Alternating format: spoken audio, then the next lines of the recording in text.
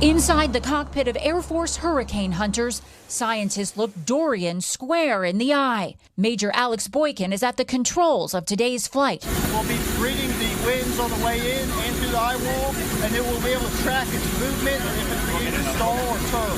This one has been very hard to predict. These Air Force and NOAA high-flying weather stations travel through turbulent conditions, slicing through the eye wall of the hurricane to determine the conditions at the heart of the storm. Probes are dropped into the hurricane to measure pressure, temperature, humidity, wind speed, and direction. Getting the information that we need, vital to knowing how strong the hurricane is and also where it's going. But even given all of the information gathered from up above, it's difficult for forecasters to predict exactly what will happen here along the coast. We also need to know the steering current, so well away from the storm. We need to know maybe 1,000 miles away. Forecasters use the data and other sources like buoys, weather balloons, and satellites to track slow-moving Dorian, analyzing new information as it comes in. The slightest shift in course could be the difference between dodging danger or disaster.